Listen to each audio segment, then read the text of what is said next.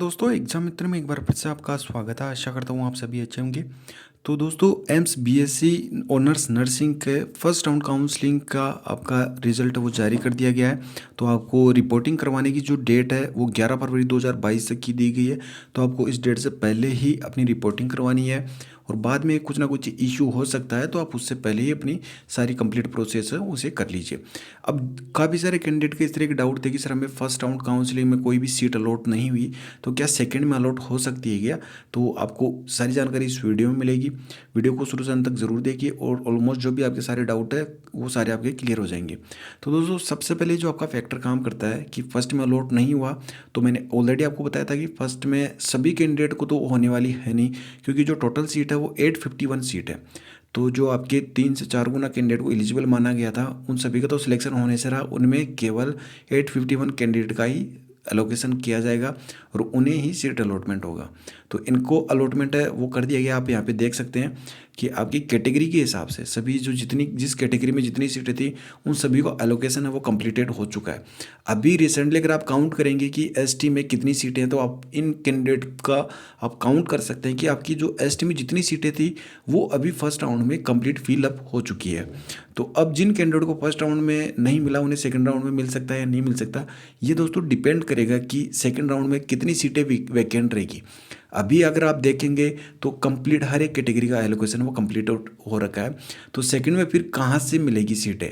तो दोस्तों फर्स्ट में किसी कैंडिडेट को पसंद नहीं आई, अगर सपोज दैट कि किसी कैंडिडेट को मिला है देवगढ़ का, वो देवगढ़ में नहीं लेना चाहता, तो वो क्या करेगा, अपग्रेडेशन करवाएगा। अपनी फर्स्ट सीट को तो सिक्योर रखेगा लेकिन अपग्रेडेशन करवाएगा। अब फर्स्ट राउंड में भी काफ़ी सारे ऐसे कैंडिडेट रहेंगे जो अपना एडमिशन प्रोसेस है वो भी कंप्लीट नहीं कर पाएंगे।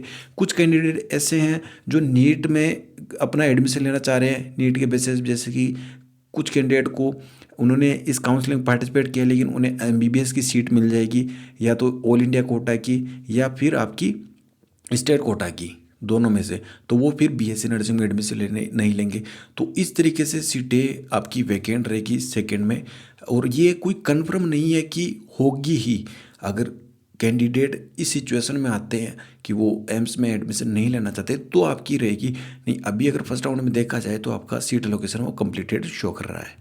सेकंड आपका ये रहेगा कि आप कौन सी कैटेगरी से बिलोंग करते हैं। जैसे एसटी एससी कैटेगरी से हैं और कैंडिडेट हैं वो ओबीसी वाले ने अपना फर्स्ट राउंड काउंसलिंग का प्रोसेस कंप्लीट नहीं करवाया, तो ओबीसी में सीट वैकेंट रहेगी। एससी एसटी के कैंडिडेट ने अपना कंप्लीट प्रोसेस कंप्लीट करवा ली तो एससी एसटी में नहीं रहेगी। तो इस तरीके से इनमें सीटें वैकेंट रहेगी। और डिपेंड ये करेगा कि अगर आपकी कैटेगरी में सीट वैकेंट रही है तो आपको मिल सकता है आपको कॉलेज, और वो भी मिलेगा तभी जब आपका अच्छा स्कोर हो और आप टॉप प्रायोरिटी पे अपने उस कॉलेज को रखा हो। अभी जैसे कि अगर किसी को देवगढ़ मिला है कॉलेज और उसने अपग्रेडेशन करवा लिया या उसने एडमिशन नहीं लिया, लेकिन आपने देवगढ़ को चॉइस में ही फिल नहीं किया जबकि आपने अपना अदर कॉलेजेस को फिल किया। मैंने एग्जांपल के तौर पे बता रहा हूँ, देवगढ़ के अलावा और भी एम्स हो सकते हैं, और आपने चॉइस में फिल ही नहीं किया या इसको सबसे नीचे रखा, तो उससे पहले बार जिन कैंडिडेट ने देवगढ़ को सबसे टॉप में रखा है, जिन कैंडिडेट तो वो उन्होंने प्रायोरिटी पर रखा, तो उनके चांसेस ज़्यादा रहेंगे। और आपने इसको चॉइस में फिल नहीं किया तो फिर आपको कहाँ से अलॉट होगी? फिर आप यही कहेंगे कि सर हमारी इतनी रैंक बन रही थी, हमें कॉलेज अलॉट नहीं हुआ, जबकि हमारे से ज़्यादा रैंक वाले को कॉलेज अलॉट हो गया। तो दोस्तों ये सिचुएशन को आप समझेंगे, अगर सारी चीज़ों का एनालिसिस करेंगे प्रैक्टिकली तो आपको सारी चीज़ें समझ में आ जाएगी। तो सेकेंड राउंड में कोई कंफर्म नहीं है कि किस कैंडिडेट को सीट मिलेगी या नहीं मिलेगी।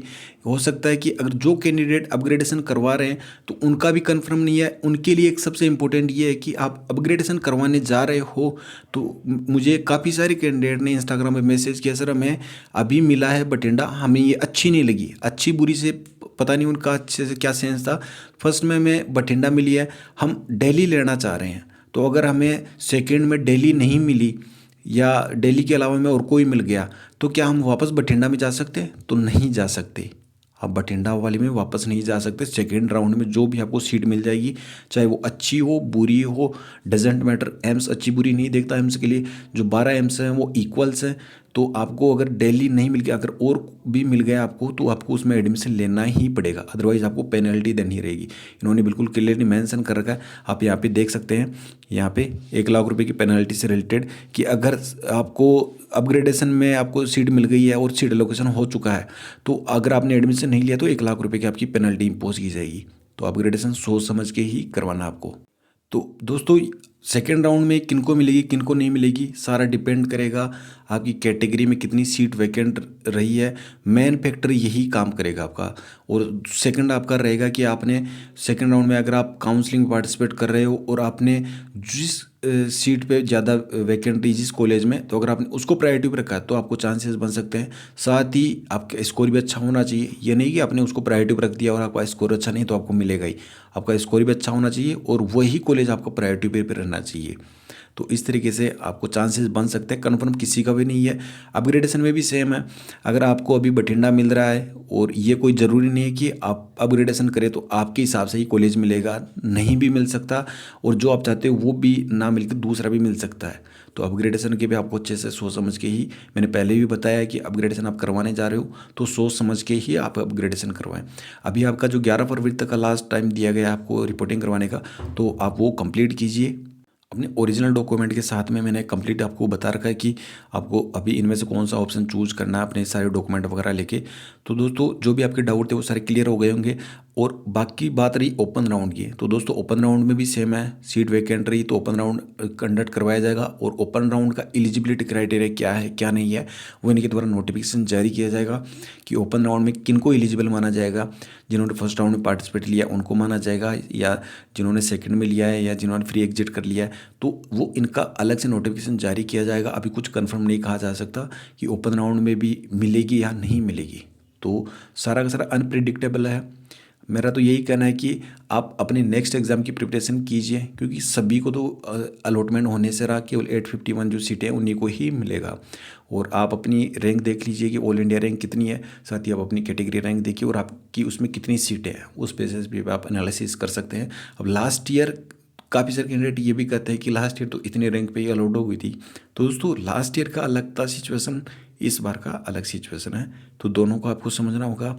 सेम प्रोसेस है, लेकिन कैंडिडेट ज़्यादा हैं इस बार, और जो कट ऑफ है वो भी ज़्यादा गई है। तो ये दोनों फैक्टर है वो काम कर रहे हैं, इस वजह से इस बार आपकी जो कट ऑफ है वो भी ज़्यादा गई है। तो दोस्तों, फिलहाल के लिए ये अपडेट थी, मिलते हैं नेक्स्ट न्यू वीडियो में नेक्स्ट न्यू अपडेट के साथ में। धन्यवाद, जय हिंद, जय भारत।